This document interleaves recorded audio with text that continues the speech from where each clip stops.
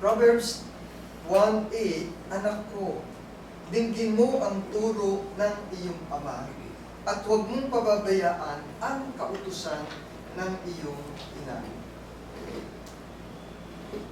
Napakalaki po talaga ng responsibility. Kung mahal ng kanyang ina ang kanyang mga anak at ang kanyang pamilya, dapat gampanan ng isang ina ang kanyang papel sa paggabay sa kanyang mga anak. Minsan po, mapapanood natin sa telebisyon, ina, binuyo ang anak para kumita, okay? Yung anak ginamit para sa ibang bagay.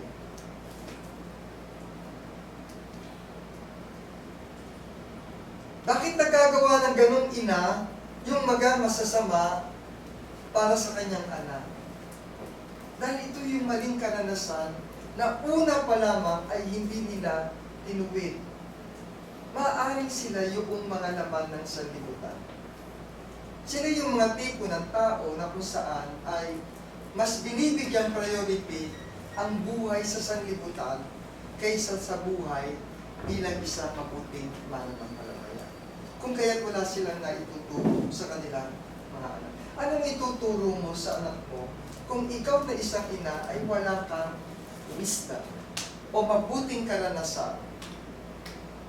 Kung anong naranasan mo at hindi mo itinuwid, yun ang iyong magiging turo sa iyong mga anak. Pero kung ikaw ay isang uri ng ina na patuloy at patuloy mong inaayos ang buhay mo, magkakaroon ka ng magandang karanasan. At yung magandang karanasan na yon, na galing sa talino ng isang ina, ang siyang maggagabay sa kanyang mga anak. Minsan masakit sa ina, dahil kung minsan, hindi naiintindihan agad ng mga anak ang motibo ng ina sa kanyang paggabay sa kanyang anak. Di ba po, madalas, anong ginagawa ng mga anak? Pag ang nanay ay sumobra sa,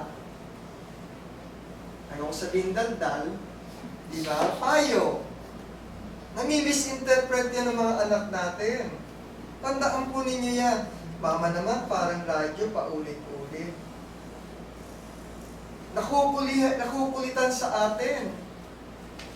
Pero, huwag kang magsawa bilang ina.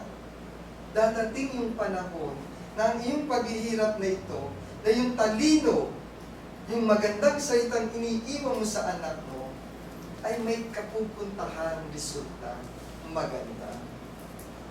Siyempre bata, kung minsan, maski ako bata ko, ayokon pa ulit-ulit na sinasabihan.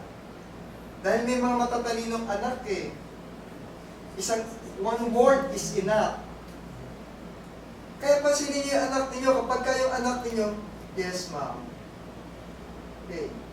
Pero pag kayong anak nyo, iba ang attitude, ganito. Hayaan nyo ang pagkakataon. Marirealize nila ang lahat ng kagandahan ng payo na ibinibigay nyo bilang isang ina sa inyong mga anak. At marirealize din ng mga anak yan eh. Tayo nga, matanda na nga tayo nung na-realize natin, tama pala si nanay. Totoo pala yung sinasabi ng nanay natin noon. Sana sinunod ko si nanay noon, hindi ganitong buhay ko. Hindi po ba? Ngayon nare-realize natin eh. Sana nandiyan pa si nanay oh. Si nanay na nagbibigay sa akin ng talino, tatag, at higit sa lahat, siya rin ang nagbibigay sa akin ng tamang pananampalataya. Sana, noong pa sinunod ko na si nanay. Napakasarap sana ng gano'n. Hindi nauunawaan agad ng mga anak yung mga paalala ng kanilang ina. Mga paalala na kung saan ay gabay upang maiiwas sila sa ano pa mang kapahamakan. Napakaganda ng wisdom. Pero ang wisdom na yan ay guided pa rin ng ating Panginoon. Eh kung ikaw ay nanay, hindi kayo man lumalapit sa Panginoon, ilalapit mo rin sa Panginoon. Isuko mo rin, o Diyos ko, yung anak ko, bakit ganito ang anak? Walang imposible sa Panginoon para pagbaguhin ng anak. Ginawa mo yung part mo bilang nanay. Tinuruan mo, pinayuhan mo, inalagaan mo yung anak mo. Nilalabas at lalabas pa rin. Sa 10, sa 5 anak mo, may isa dyan, ay gumaganon-ganon ang buhay. Pag hindi mo na kaya, suko mo na. Bibigyan ka ng Panginoon ng tamang wisdom bilang isang ina. Dahil naniniwala ka, yung pananampalataya mo sa Panginoon, yun ang magtuturo sa iyo, nagagabay sa iyong mga anak.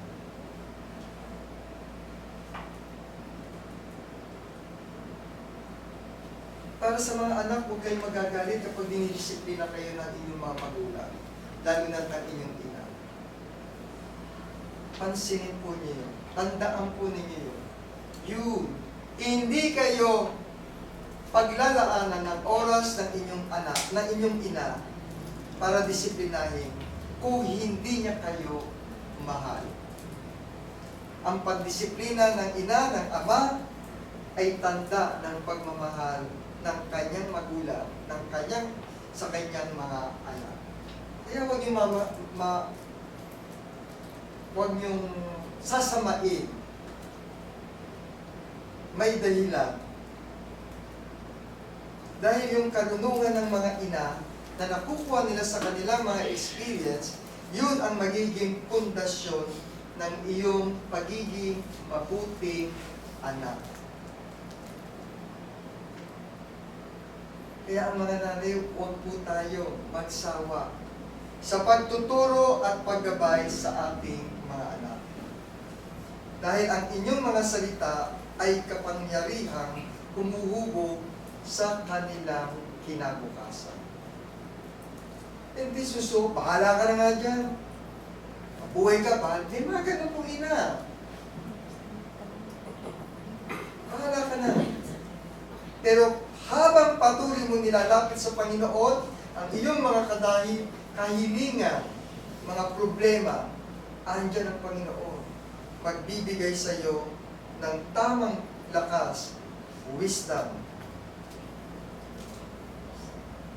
para patuloy mong gampanan. Ay napakasarap ng maging isang ina. Panlima po, a mother's legacy is eternal. Proverbs 31:28 po, sinabi rito, nagsibangan ng kanyang mga anak at tinatawag siyang mapalad, gayon din ang kanyang asawa. Pinupuri siya nito na sinasabi, maraming anak na babae ay nagsisigawang may kabaitan, ngunit ikaw ay humigit sa kanilang lahat. Ang lingap ay magdaraya, at ang kagandahan ay walang kabuluhan. Ngunit ang babae na natatakot sa Panginoon ay siya'y pupurihin. Anong ibig sabihin po na kung saan a mother's legacy is eternal. Wala pong hangganan ang pamana na ibinibigay ng ating mga ina sa atin. Ano yung mga pamana na binibigay ng isang ina? Yung kanyang pagmamahal sa bawat isa, yung kanyang pananampalataya. Huwag na kayong maghanap ng iba pang material na pamana. Yung maituro lang kayo, ma-guide na kayo ng inyong ina, sapat na sa tamang pananampalataya. Dahil ito magtuturo sa inyo bilang isang magkaroon ng mabuting pagkatao. Regardless kung ano may physical attributes or physical appearance ng inyong ina, ang importante, yung kanyang pananampalataya sa Panginoon na siyang nagtuturo sa kanyang mga anak ng mga dapat isabuhay at isagawa.